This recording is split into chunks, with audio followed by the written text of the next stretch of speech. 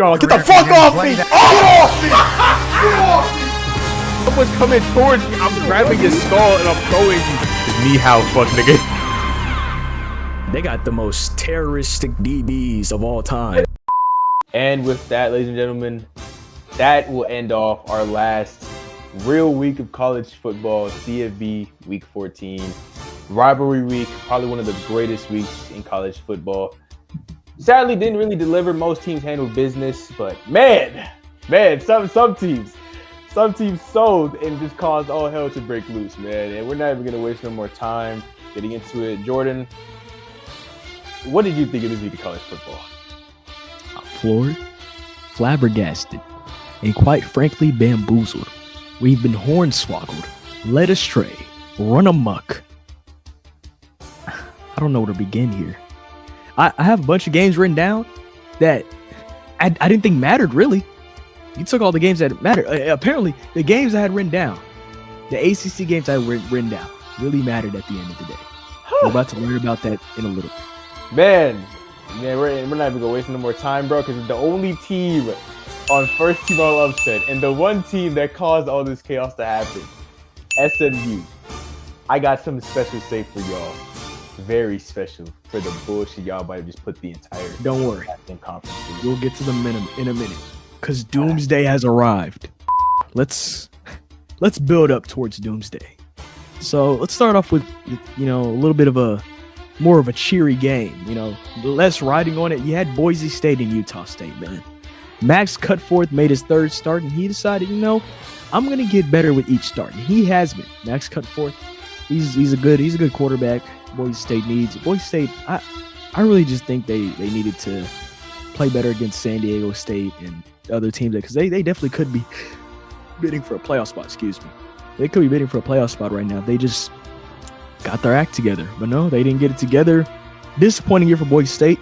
Honestly, I think it's just a growth year, because they went from having one guy who kind of just did it all to kind of having to, work everybody in, make sure everybody works, and it's just a down year. But hey, Boise State, they're going to the bowl. I think they're in the Mountain West Championship.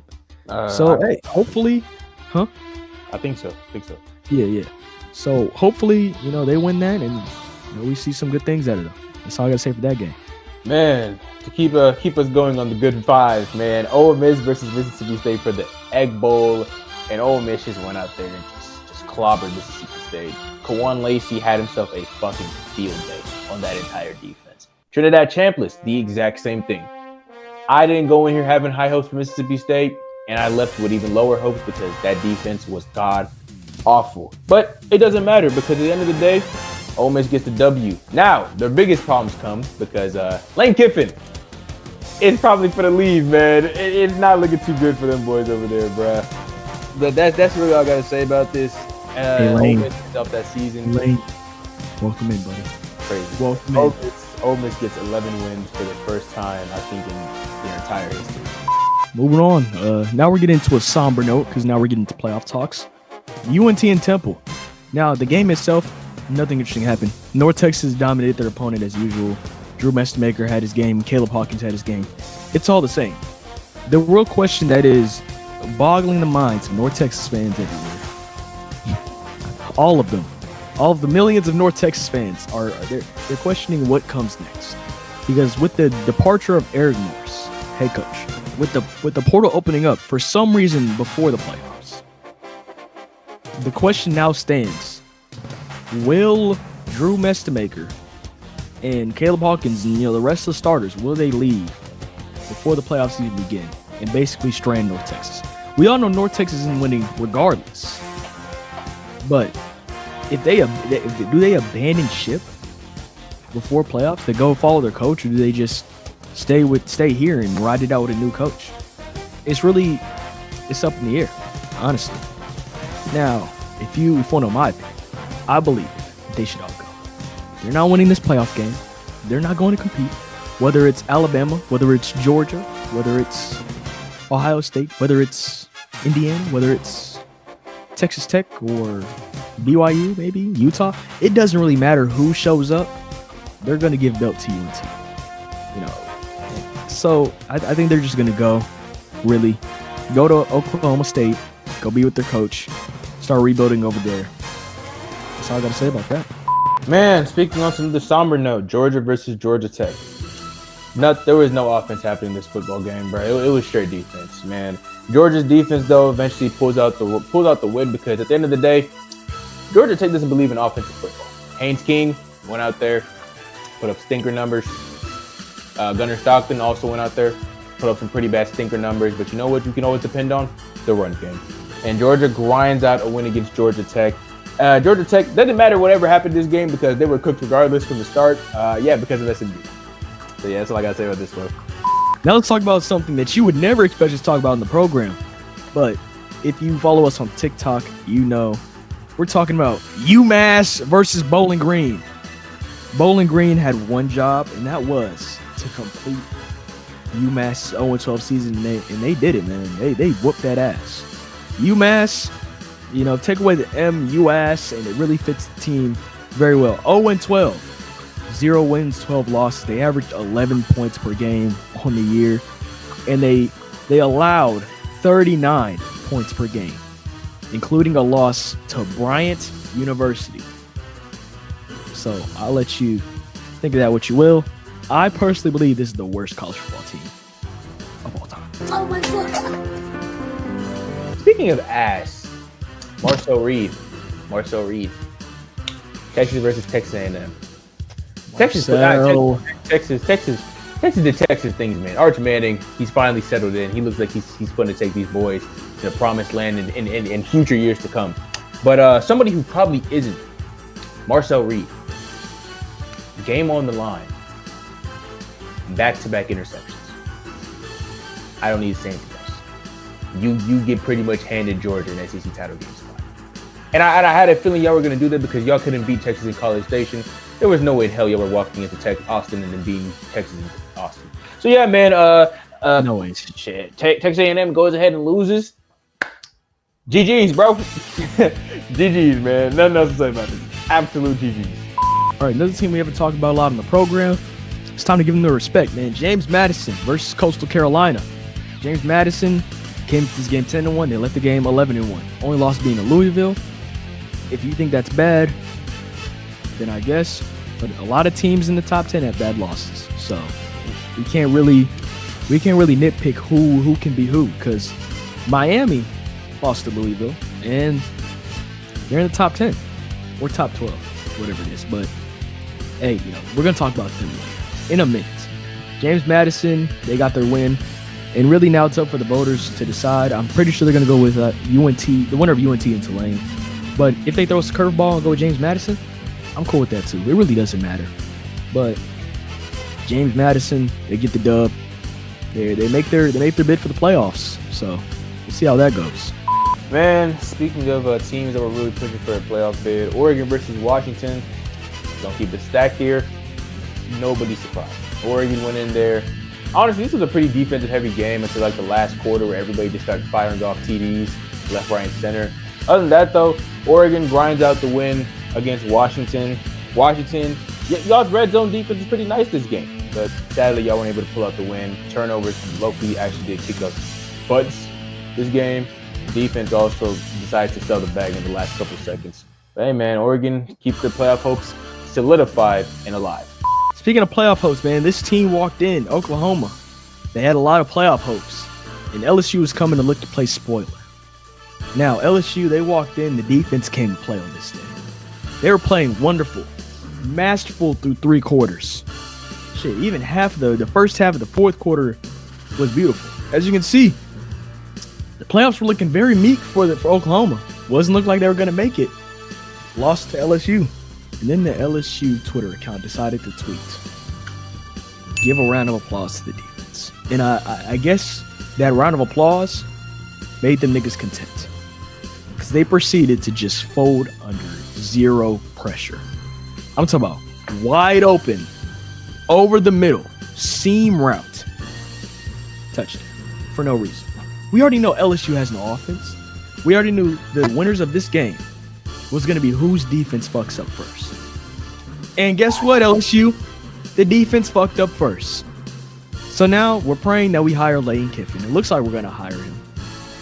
Maybe he can do something for us. But to be honest, is there saving us? Can we discover offense? Find out next time on LSU. Man, speaking of, we're going to stay in the SEC, bro. Not even going to waste no time with this game. Vandy versus Tennessee. Belts ass. Tennessee's run defense, non-existent.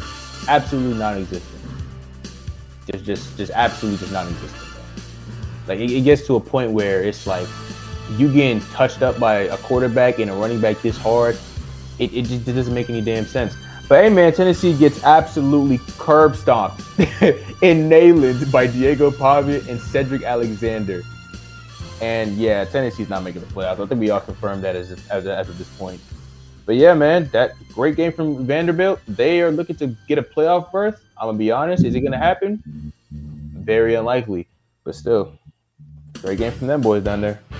It's time to talk about Hell Conference. The conference from hell. We're talking about the conference from hell. The ACC, or as I called it, the ass conference. And that name has stuck because a lot had to go right for what the current ACC title game is, and I'll let you know what it is at the end of this segment. But for the first game that had to fall into place the right way, Miami versus Pitt. Carson Beck waiting to the last 3 games to showcase his Heisman level talent. But hey, at least he showed it. Finally showed up. Pitt is always going to be Pitt. Whoop that ass. Now all Miami needed was for SMU to lose. Right? That's all they needed. We're going down glorious north, the game. Michigan versus Ohio State. And I know y'all are probably expecting some grandiose analysis on this game. No, this is belt ass. Belt ass. Michigan can't throw a football to save their life. And it very much showed this game because after that first 10 minutes of the game where it was looking absolutely in Michigan's favor, they folded like clean sheets on a summer day. Oh my gosh. Julian Sands started throwing up dimes. You had Jeremiah Smith getting a touchdown pass on his birthday. Carnell Tate and just started firing on all cylinders, bro. Yeah, man, Michigan gets belted at home in Ann Arbor. Ohio State going to the Big Ten championship. That's all I gotta say about that one. Finishing the segment about the ass conference, we had SMU versus California. See, SMU had one job, and they never get it done. All they need to do is win in the end of the year. If they win in the end of the season, everything's good. Everything's chill. But nope, SMU just can't help themselves. They have to lose at the end of the year. They have to blow it. SMU chokes in big games consistently. But this one, no. This one was unforgivable. Because with everything falling into line, with all the chips being pushed into the favor, what had to happen for the current ACC championship was Miami to beat Pitt, Syracuse to beat Boston College, Duke to beat Wake Forest, Virginia to beat Virginia Tech, North Carolina State to beat North Carolina, and California to beat SMU. Because our ACC championship game will be Virginia versus Duke. No, I'm not trolling. No, this isn't basketball. We are talking about football. Duke is in the ACC championship, and if Duke wins, per the college football playoff bracket rules, they make the playoffs.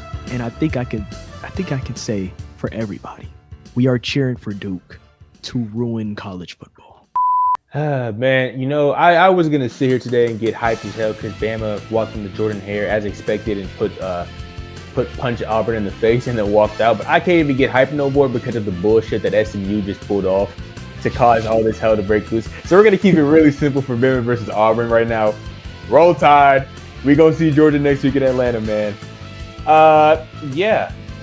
Back to the main subject at hand. SMU.